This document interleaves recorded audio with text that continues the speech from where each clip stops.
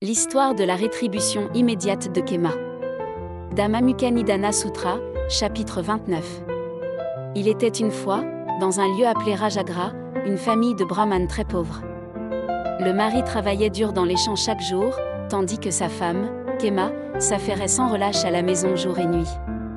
Malgré leurs efforts, ils peinaient à joindre les deux bouts, souffrant souvent de faim et de froid. Une nuit d'hiver, alors que le vent glacial soufflait, le brahmane se recroquevilla dans un coin de son lit, regardant les yeux fatigués de sa femme. Il soupira. « Pourquoi sommes-nous si malchanceux ? Nous avons cultivé tant de champs, mais nous n'avons rien produit. Les créanciers frappent à notre porte chaque jour, et notre maison est au bord de l'effondrement. » Kema toucha délicatement la main de son mari et lui dit doucement : « Ne perds pas espoir. Il y aura une solution. » Un jour, la nouvelle se répandit dans le village que le Bouddha et ses disciples étaient arrivés en ville. Le Bouddha et ses 4 grands disciples, Mahakasyapa, Mahamodgalyayana, Sariputra et Aniruddha, étaient connus pour leur bonté, leur compassion et leur sagesse, aidant souvent les pauvres. En entendant cela, les yeux du brahmane s'illuminèrent. « Peut-être peuvent-ils nous aider ? On dit qu'ils sont très gentils. Si nous les invitons chez nous pour un repas, peut-être nous apporteront-ils la bonne fortune. » Ainsi, le brahmane et Kema décidèrent de rassembler de la nourriture et d'inviter les 4 saints hommes chez eux. Kema emprunta de l'argent et du riz, et prit même des petits boulots en ville pour préparer un repas simple et dans un esprit plein de sincérité. Lorsque les 4 saints hommes arrivèrent à la modeste demeure du brahmane, ils ressentirent une chaleur et une sincérité authentiques, bien que les lieux fussent modestes. Le brahmane et Kema servirent personnellement le repas avec un grand respect. Après qu'ils eurent mangé, les saints hommes, sentant la bonté de Kema, lui conseillèrent de prendre les 8 préceptes, espérant que cette pratique la protégerait du malheur. Kema suivit leurs conseils et prit dévotement les préceptes. Quelques jours plus tard, le roi fit une tournée et rencontra un criminel attaché au bord de la route. Ému par la supplique de l'homme demandant de la nourriture, le roi promit d'en envoyer, mais oublia son engagement jusqu'à tard dans la nuit. Il dépêcha rapidement un serviteur pour livrer la nourriture, mais personne ne voulut sortir à une heure si tardive à cause du danger.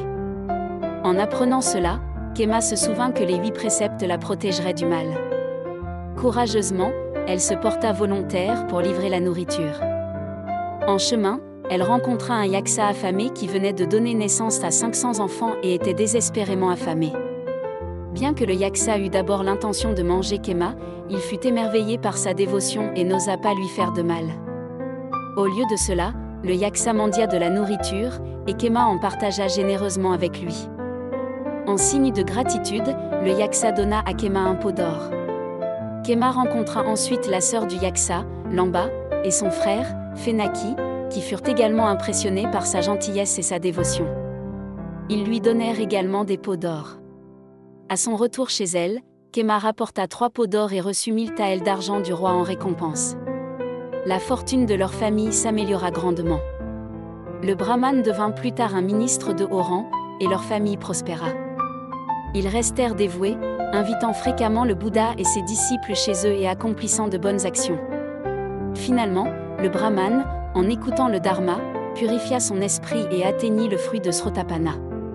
Cette histoire nous enseigne l'importance de la gentillesse, de la dévotion et de tenir ses promesses. Malgré sa pauvreté, Kema n'a jamais perdu espoir et était prête à endurer des difficultés pour aider les autres. Sa gentillesse et sa sincérité émurent les saints hommes et les esprits, lui apportant finalement la bonne fortune. Dans la vie, nous aussi rencontrerons des difficultés et des adversités. Mais si nous gardons un cœur bienveillant et restons sur le bon chemin, même dans les moments les plus difficiles, les bénédictions viendront à nous tôt ou tard. Comme Kema, son histoire nous montre que les personnes gentilles seront favorisées par le ciel, et qu'en tenant nos promesses et en suivant les règles, nous pouvons éviter le malheur et trouver le bonheur. Ainsi, peu importe à quel point la vie devient difficile, nous devons croire que tant que nous avons de bonnes intentions et que nous ne baissons jamais les bras, nos jours deviendront certainement meilleurs et plus lumineux.